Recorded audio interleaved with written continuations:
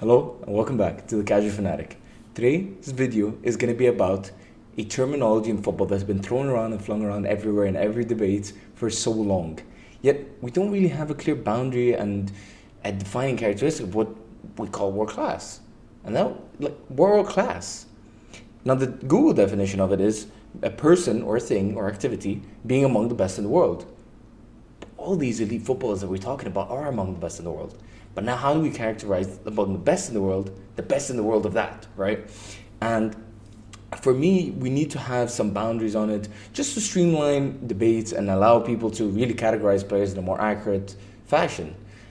And for me, it's like I don't want to be as restrictive as someone like Sir Alex Ferguson, where it's he only managed four world-class players, and that just feels too restrictive and makes it like, okay, but you won everything in the span of 30 years. And you only had four world-class players. Surely that should be more like categorized as like the generational talents, like someone like him right here, right? That's what he's kind of describing here. For me, world-class needs to be something where we define it as, and these are the parameters that I've set up and kind of thought about.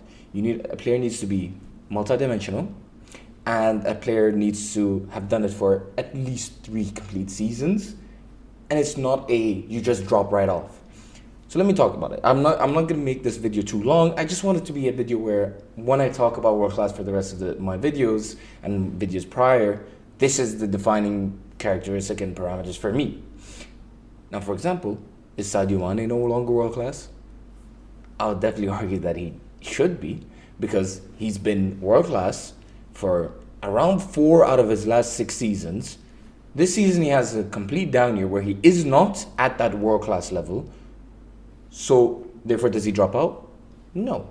He maintains that, and I would say you maintain it for a season.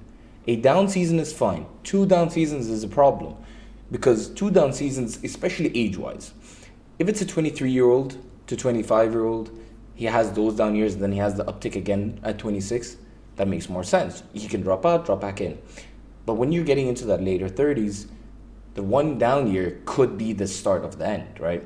So, for example, even like someone like Lewandowski hasn't had the same success as he saw at Bayern, but no one's taking him out of that world-class bracket, especially not the narrative around him, because he's doing very well still, competing for the Golden Boot at top of the league in a brand new league at an old age. That's impressive. That maintains his status as world-class. But certain players are being jumped and promoted to that level very early. Someone like Jude Bellingham. Why are we already talking about him as a world-class midfielder? He's a kid that's had one big season, and most people have not watched him more than 10 times. And under that circumstance, like, how can you really already go around stating he's world-class? And the majority of those games that people have watched are probably at the World Cup for England.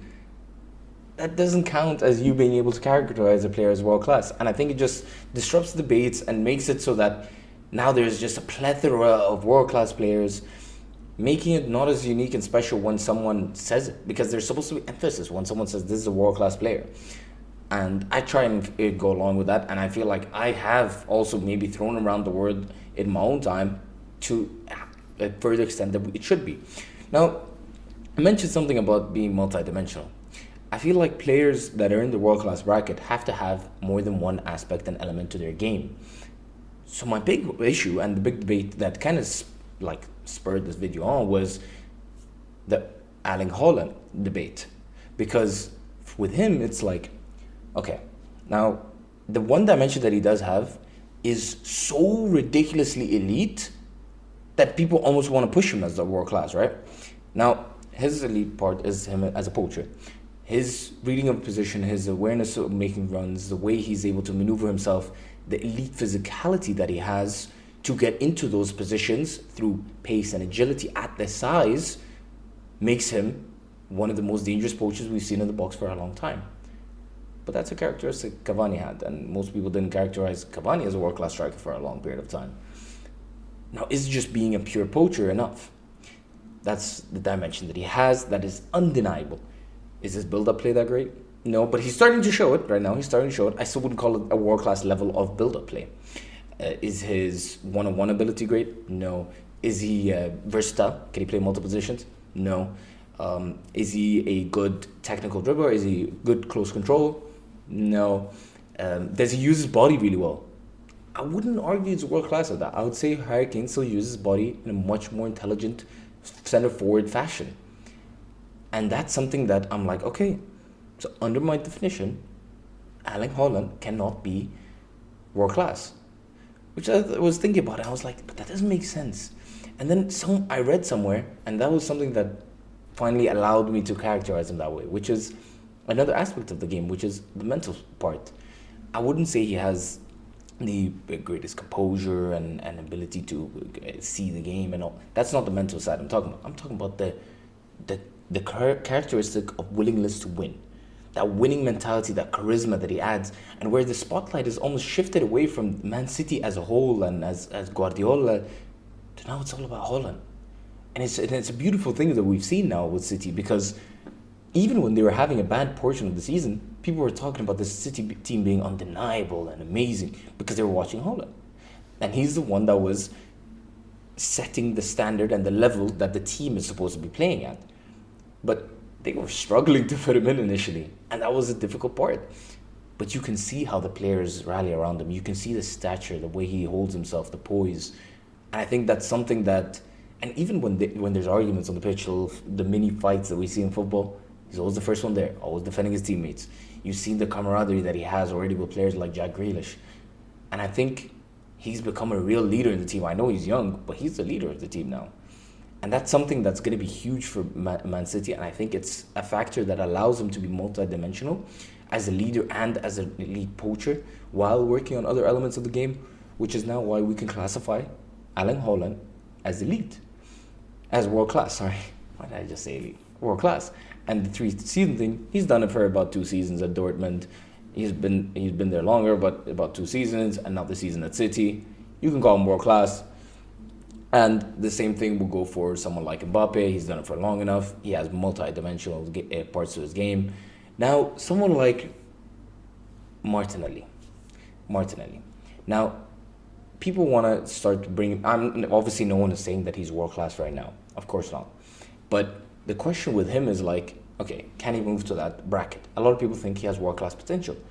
But where is going to be the other element of his game? I think his runs, his movement, and his directness is a part of his game that can become world class.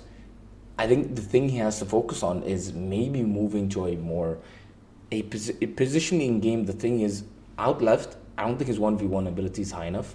I don't think he's a good enough playmaker out wide.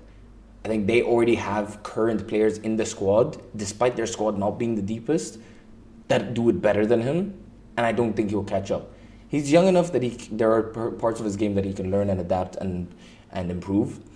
But I think it's moving him more into a left forward kind of position and utilizing him as an output machine. And I think that's something that can elevate his game to becoming that world class level. Have an output machine, someone that is direct with intelligent runs. That's a part of his game. And I think also another thing is I think he has the potential to be a great ball striker on both feet. I think he strikes the ball well. I think he finishes in its intelligent and smart way. And that's someone that can become world class through those aspects. But I still think there's a lot to work on in his game. Someone like Saka, it's purely a time thing, right? Martinelli, it's a question. Saka, it's a time thing. Once he completes these 3 seasons to set the basic parameters of him becoming world class, he becomes world class. It is a set in stone kind of thing, barring injuries, of course. Same as Rafael Leao. Now, someone like Marcus Rashford, he hasn't had the 3 seasons, but I mean, over the span of his time, he has. But there's been too many up and downs. That's why I've been hesitant to call him world class, because we still don't know if this form is going to stick to next year. I know it's been injuries that has hampered his career before, but right now, how do we know that this guy is going to continue in the world class vein? And now also the other thing is, yes, transitionally, one of the best in the world. That's a dimension. The other dimension is ball striking. He probably has the dribbling and the playmaking to a decent level. I wouldn't say a world-class level. Those 2 things though, the transitional and behind threat and the world-class ball striking. His ball striking is among the best in the world, period. And I just think that he needs another season now. Does another season at that level, now you can start to categorize him as a world-class player. people jump on it too quickly and it becomes too fluid where, oh, this guy's world class. Oh, now he's not. Oh, he's world class and now he's not. And that's what happens with certain players. Like, people were talking about Tielemans. Is that someone that could be a world class player? And then now he has a whole down season and now people are like, oh, he's not a good player. But why did we jump the gun on it? That's kind of what this video has been about.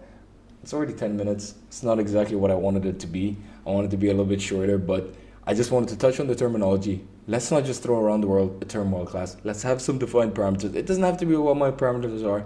I'd love if someone would comment down below, tell me what they think about my parameters. Let me know if you change anything, and some of my takes on the players that I call world class or potential world class.